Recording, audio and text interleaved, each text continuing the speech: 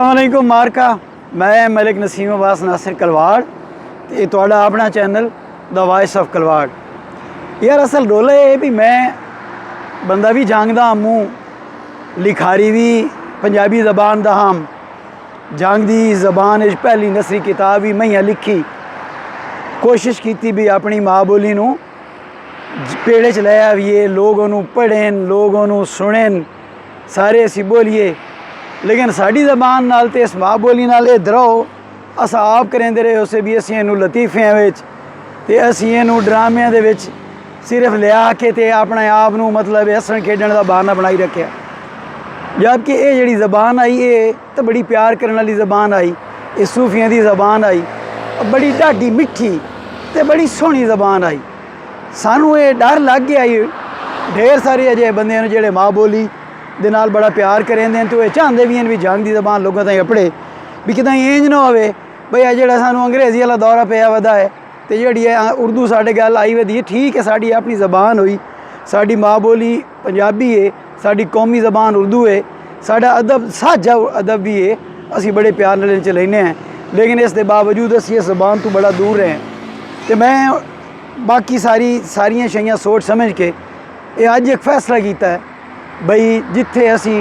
कानून उत्ते गल करनी है, जिथे असी मुआशरती ते समाजी मसाइल उत्ते गल करनी है,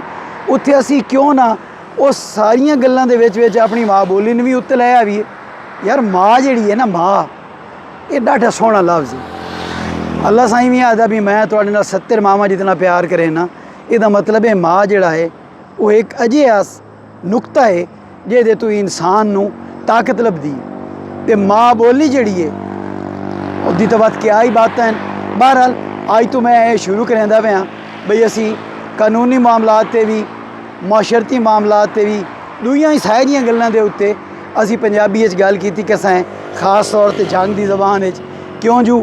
बाकी गल्लां दे नाल नाल सानू अपनी माँ बोली दा एहसास भी करना चाहिए और असी ज़रूर करसें। और इंशाअल्लाह साड़ियां तुहाड़ियां गल्लां बातां होंदियां रहसन। इसे बहाने सानू बहुत ढेर सारे खड़े हुए रिश्ते, बड़े निखड़े हुए लोग जिहड़े पाकिस्तान बनन दे उत्ते जिदन वंड हुई तो वो लोग पता नहीं कितों ते किदां ही टुर गए तो असी अपनी माँ बोली इयां खड़ाई वधे हैं जिमें मेले च कहीं दा बाल खड़ी वहीदा है। तो असी बहरहाल वो बाल हुण लभना है, सिर लभना ही नहीं बल्कि उन्होंने कुछ झाड़ के तो इस गल का असां जिहड़ा ना एक बार निर्वार कर छोड़ना है बई असी अपनी माँ बोली नूं ना भुल्ले हैं तो ना एक कहीं भुल्लण देवनी है। देखो ना जी, अज बांगा वेले जेड़े इदू मौलवी बांग दी तो उदू मेरी अम्मा में इधरों आके पूछया, हाँ वे मांगा तो नमाज ना पढ़नी,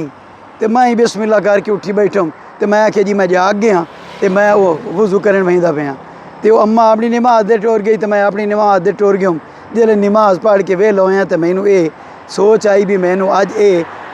कल परसों चौथ ये सोचेंदा रहा तो मैं कभी भी नहीं कर सकना, लिहाजा ये मैं अज फैसला करके तो ये मैं अज पहली जिहड़ी गल बात तुहाडे नाल ये कर लईए। तो जिमें मैं बाकी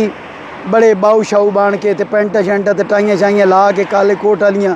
वीडियो बनावनियां वो एक अपनी जात ठीक है, वो ज़रूरत है मेरे कानून दी, मेरे कानूनदान होवन दी। उर्दू विच भी करे सैं गल्लां, जंग दी ज़बान विच कर सैं गल्लां तो इंशाअल्लाह तबारक व तआला असी इस साज नूं जोड़ना है तो इन्हूं निभावना है। आज वैसे इतना बहु है, रब रखा मोड़ मिलसा है, रब दियां रखा। अल्लाह हाफिज़।